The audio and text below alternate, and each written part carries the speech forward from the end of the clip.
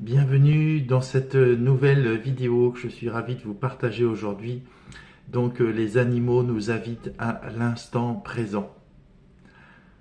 Ah bah rien que de le dire déjà ça me met dans l'idée de ralentir et de juste saisir l'instant présent.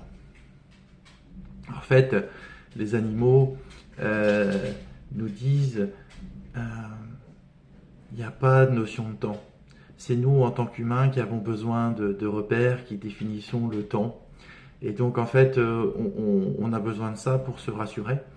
Et donc, en fait, on va en permanence analyser une situation et l'analyse qu'on va faire de la situation, les jugements qu'on va porter sur ce qui nous arrive, sur les personnes qu'on va croiser, eh bien, ce sont des choses qui sont en lien avec notre passé, avec notre histoire, avec nos croyances. Euh, pour lesquels on s'est programmé en fait pour être ce qu'on est devenu aujourd'hui. Et donc on interprète une situation comme étant belle, comme étant dramatique, catastrophique.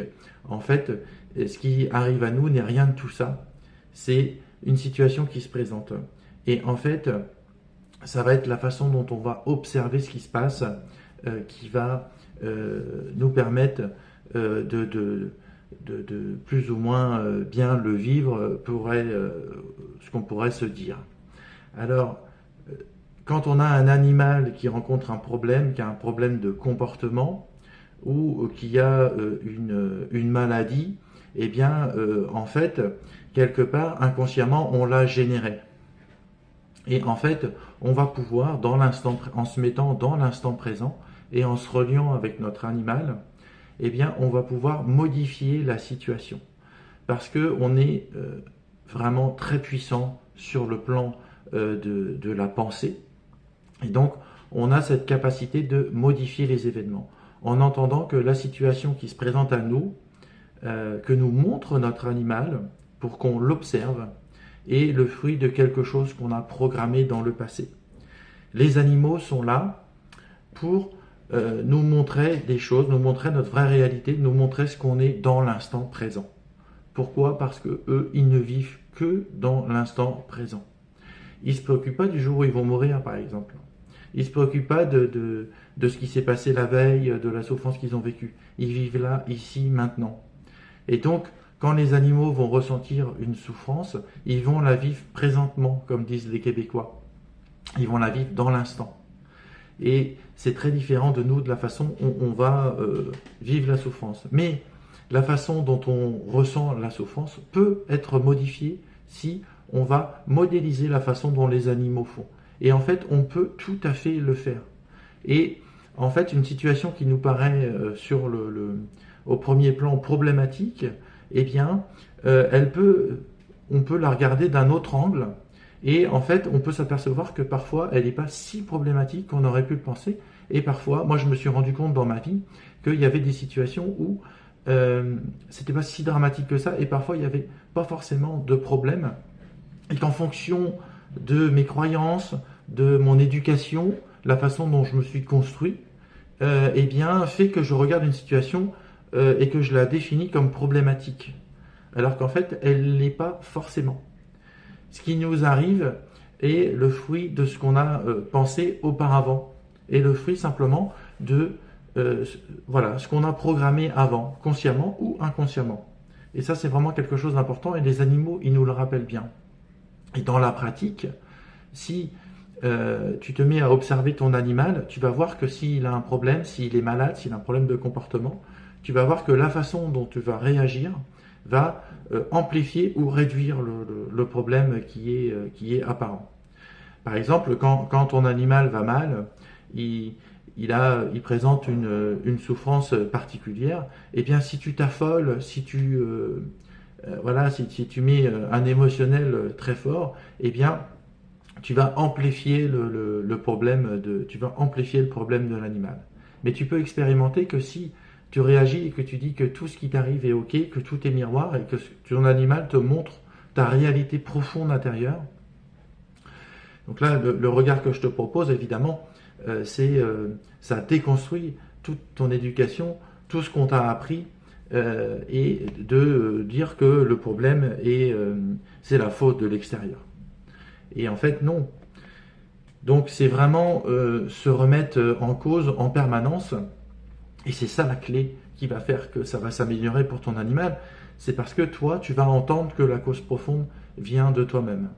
Et si on veut bien accueillir ça sans culpabilité, sans se dire oh là là, c'est ma grande faute et se fouetter, parce que ça peut être ça aussi. Au début, on peut se dire c'est la faute de l'extérieur, et puis après, ça peut être l'inverse. On peut se dire non, mais tout est de ma faute, etc. Et puis on fait l'inverse, et on culpabilise à fond, et on se met 50 coups de fouet. Eh bien, comment on va faire pour éviter ça? D'aller d'un côté ou dans l'autre, dans les excès? Eh bien, on va se mettre dans l'instant présent. Et ça, c'est juste génial. Et comment on va faire pour être dans l'instant présent? Vraiment un conseil que je peux vous donner et que je mets en application dans ma vie, parce que j'aime donner des conseils que j'applique, parce que sinon, c'est pas la peine. Je ne vais pas vous donner des trucs que j'ai pas testés, mis en application. Eh bien, ça va être de simplement observer ce qui vous arrive dans votre vie. Voilà, observez tout ce qui se passe, observez ce que vous ressentez. Vous vous sentez en colère, ne cherchez pas à vouloir être en paix à ce moment-là. Acceptez, observez que vous êtes en colère. Ah ouais, là, je suis en colère. Ça avance trop lentement, vous êtes en voiture, accueillez que c'est là, vous vous êtes énervé parce que vous trouvez que ça ne va pas assez vite. Vous voyez, observez tous les événements et ne mettez pas de jugement sur ce qui arrive. Mettez-vous comme un observateur de ce qui se passe. Et vous allez voir que votre vie va simplement changer. Foutez-vous la paix. Arrêtez de vouloir être parfait. Accueillez ce qui vient dans l'instant présent comme un cadeau. Immédiatement, dites-vous, c'est un cadeau. Et vous allez voir qu'au début, comme on est encore emprunt de notre éducation et de nos anciennes croyances, eh bien, on se dit non, mais c'est pas un cadeau. Mais en fait, vous le répétez. Et vous allez voir qu'au bout d'un moment, vous allez vous dire, en fait, ce qui m'arrive là, je réagis plus par rapport à l'année dernière. C'est un truc qui m'aurait paru monstrueux et là, ça me fait même sourire, ça peut même me provoquer de la joie. Et c'est juste fabuleux. Et donc, si vous voulez bien vivre dans cette société, si vous voulez être plus heureux, eh bien, revenez en permanence dans l'instant présent. Recentrez-vous et simplement observez dans votre vie ce qui se passe. Et en fait, il y a eu un moment donné où j'ai voulu faire de la méditation régulière, 15 minutes, 20 minutes, 25 minutes par jour, et je me suis rendu compte au bout d'un moment que ça ne m'apportait pas la satisfaction que je recherchais, et ça ne m'apportait pas forcément les résultats que je souhaitais derrière. Alors certes, quand on fait ça, on passe un petit moment avec soi-même, on se coupe de son téléphone, en général, on arrive à se mettre au calme. Mais ce qui est le plus important, c'est d'être en fait dans sa vie en position de méditation en permanence et d'intégrer cette méditation dans le quotidien, dans les gestes, parce qu'on ne va pas rester, on ne va pas passer notre vie à rien faire et à juste rester les yeux fermés et attendre de voir ce qui se passe. On n'a pas forcément le temps, on a des occupations et simplement observer ce qui nous arrive, c'est des microsecondes, ça ne demande pas beaucoup de temps et c'est juste se dire ah bah tiens là je suis en colère. C'est ni bien ni mal. Là, ah bah tiens, là je suis en joie. C'est ni bien ni mal. C'est une émotion qu'on vit. Et en fait, on porte des jugements sur ce qu'on vit. Et les animaux, eux, ils vivent là, dans l'instant présent. Et c'est ça, nous, qu'on a à faire aussi, c'est de vivre dans l'instant présent, en conscience. Voilà ce que j'avais à vous partager dans cette vidéo. Comme d'habitude, vous allez avoir à la fin de cette vidéo toutes les coordonnées si vous souhaitez prendre contact avec moi.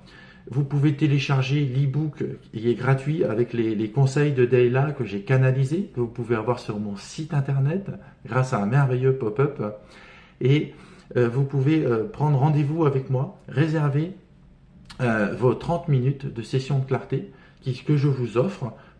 Ça nous permet de faire connaissance entre nous et de voir comment je peux vous aider, ce que je peux vous apporter pour améliorer la relation que tu as avec ton animal, que ce soit plus harmonieux et lui permettre aussi de retrouver la voie de la guérison. Parce que je le sais moi-même, je l'ai expérimenté avec ma chaîne Dayla, c'est tout à fait possible. Même s'il y a une part de nous qui dit que c'est pas possible. Voilà, j'arrête là parce qu'on arrive à 10 minutes. Je vous embrasse.